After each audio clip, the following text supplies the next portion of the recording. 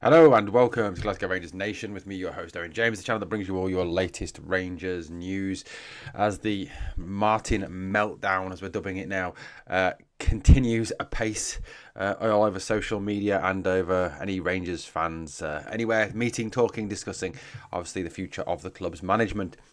Um, I used to have a friend who once said something that actually today resonates more than ever with me. The comment was, "There's no CVs in football."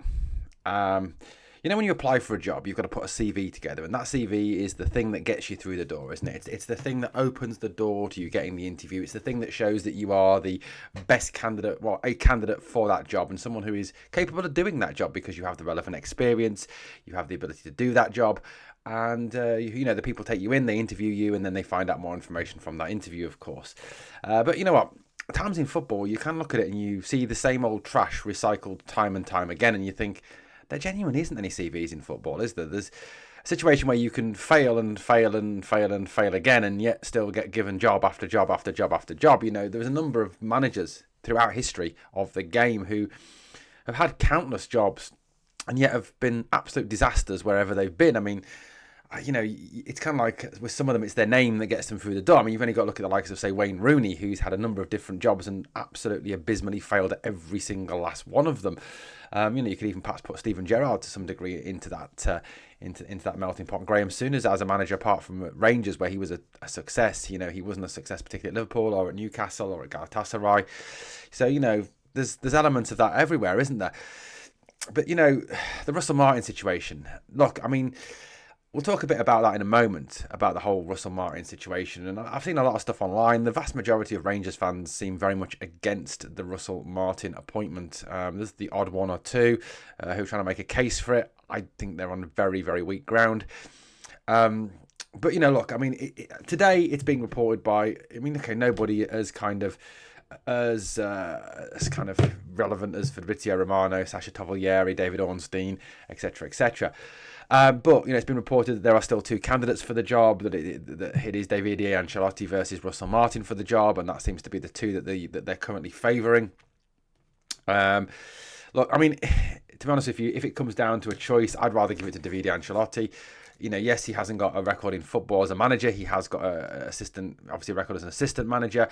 We've got to try something new. At the end of the day, we do need to try something new. And out of the two of them, and whether you can debate all you want whether or not either of these two are fit for the job, but it does seem that these are the two that are up for the job. I suppose we can all want, unrealistic targets like Jurgen Klopp and people like that. We can all want more realistic targets, like I suppose some people are very much for this Brian Priske guy, others for Gerhard Struber, for Marco Rosa. These were all candidates that seem to be in the mix for the job, and people obviously hung their hats on some of them. And, personally speaking, I'd rather someone like Marco Rosa come and take the job. Actually, I'd rather someone like Marco Rosa be unveiled, in the next sort of 24, 48 hours as the new Rangers manager than Russell Martin or Davide Ancelotti, for certain. But out of the two of them, out of Ancelotti and Martin, I'd much rather it be Ancelotti. Russell Martin, right? I mean, let's deal with some facts about Russell Martin, shall we? Let's look at this guy, in a kind of analytical way to start off with, and then we'll look at the eye test, and we'll talk a little bit about the Southampton legacy as well. The fact that what Southampton fans are saying, what they're talking about. Right, I mean, let's deal with, first of all, his stats, shall we? Russell Martin is, I honestly believe, one of the worst candidates for this job in a very, very long time.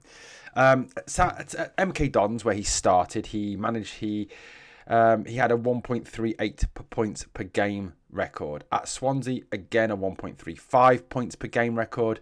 And at Southampton, a 1.58 points per game record. That was a record that was sort of artificially inflated by, obviously, the successful season in the Championship. That is the one successful season that he has had, was in the Championship. Okay, there wasn't any others. That's it. He's never achieved anything as a manager. He's never won anything. He's never really, achieved any top promotions other than the Southampton one. For example, that was the one that kind of got him kind of recognised. Is getting Southampton to the Premier League. In terms of his record with Southampton, it's official narrative, historical. It's in the books that that he is on record in the books has the worst Premier League managers record of all time. I mean, it is genuinely, he's won one game in the Premier League and got sacked in a team that shipped 39 goals. Listen to Southampton fans talk about him. You listen to what Southampton fans say. They talk about an abysmal style of football. They talk about a boring style of football. They talk about a genuinely poor style of football. They talk about no plan B. They talk about the fact that his teams cannot adapt or change.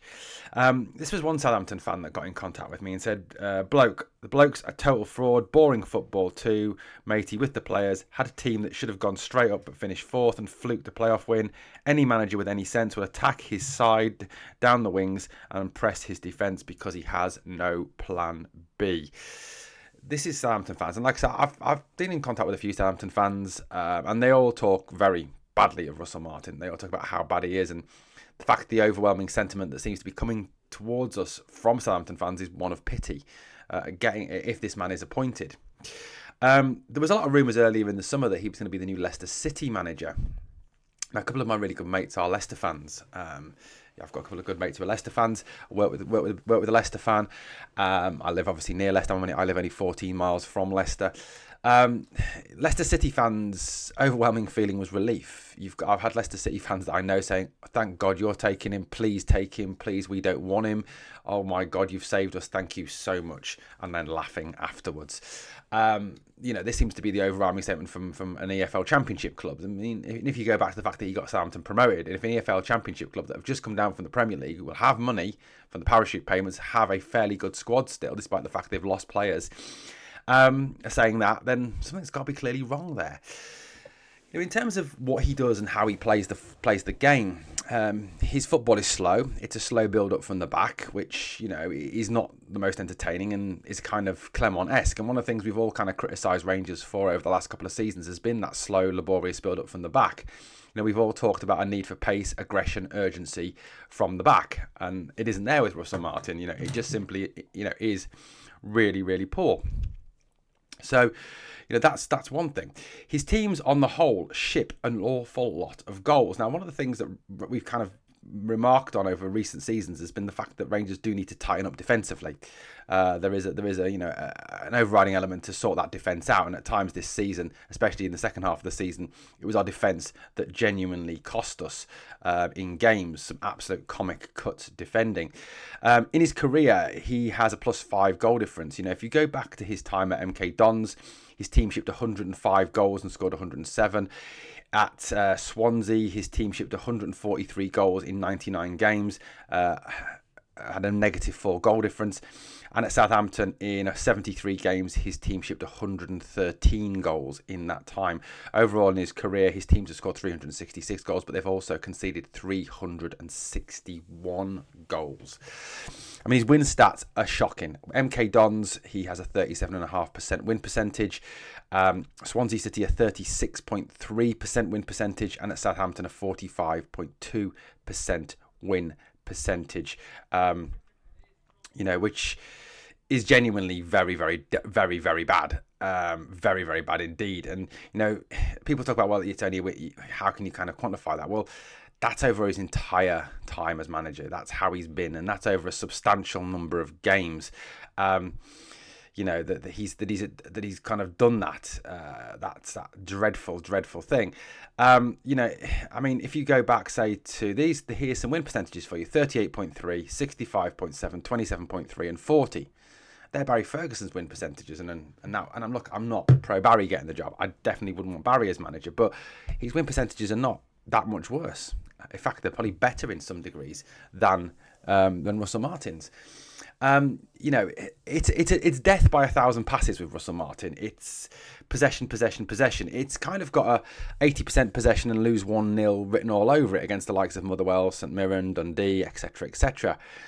So that's a real concern. The other concern, obviously, that is constantly put against him is there is no plan B. There is the plan A, and the plan A is to pass the ball and pass the ball and pass the ball and pass the ball and just keep passing the ball. And if it doesn't work, then the plan is to bring on some substitutes who'll pass the ball, pass the ball, pass the ball, pass the ball, and just keep passing the ball, and hopefully something will work. Which to me kind of reminds me a little bit of Philippe Clement. That's what he used to do. He had no plan B. So there's no plan B there. And people talk, he plays different formations. Yes, he does play different formations, but he plays the exact same football with those formations. Just because you change formation doesn't mean that it's miraculously going to change the way that you play the game. His overriding philosophy is to pass.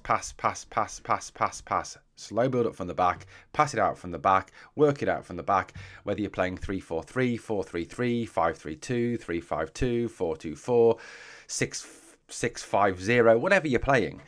It doesn't matter. If you're just passing the ball for sake of passing the ball, which is what his teams often do.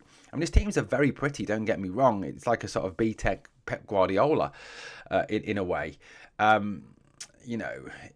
is a tactical modern tiki-taka playing on the half turn, very much Guardiola-esque.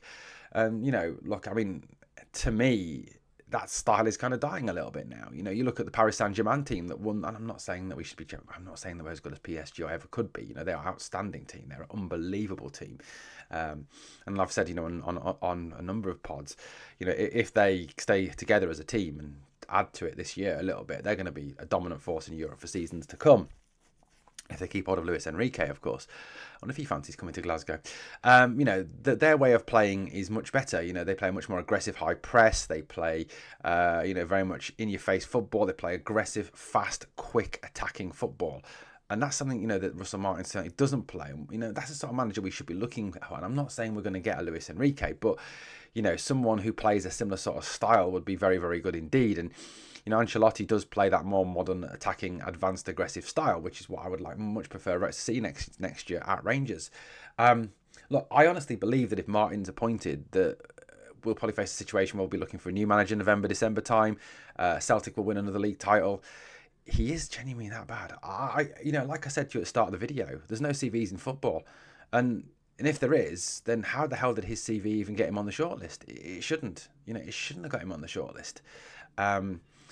I really do fear for the future of this club if he is appointed. And to me, it's the owners, have kind of thrown away all the good. The owners at the moment have a lot of goodwill, and rightly so. Rightly so. They've saved the club. They've, written off the debt. They've invested the money. They've got rid of Douglas Park, which is always a good thing.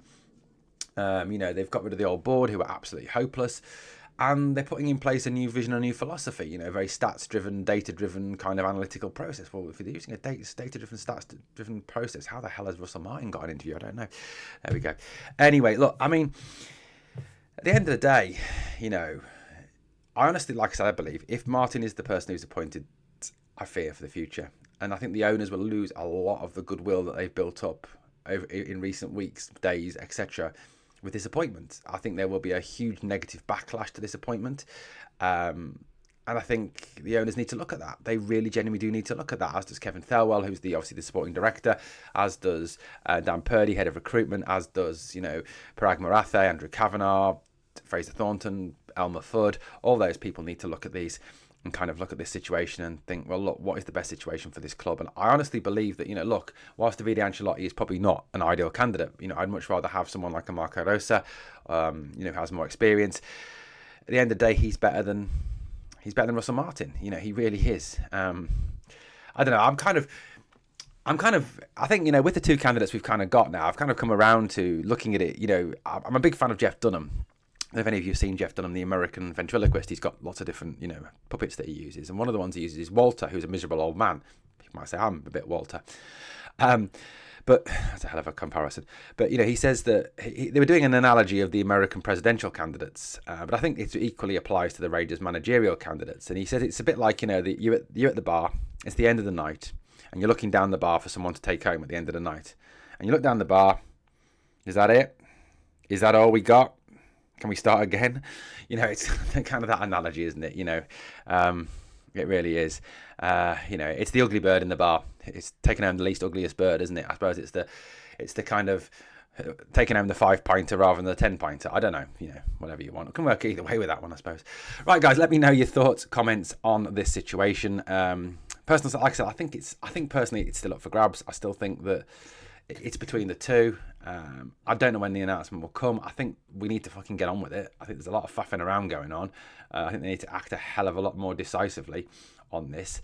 They really do, because there's so much work to do on this squad, and there's a lot of players that need clearing out. There's a lot of decisions that need to be made, and I know that obviously Kelvin Thelwell will make a lot of those decisions, but still the manager will have some input, or the head coach, depending on what you title him, will have some input into this. Guys, let me know your thoughts. If you've enjoyed the content, please like, comment, share and subscribe, and remember always, we are the people.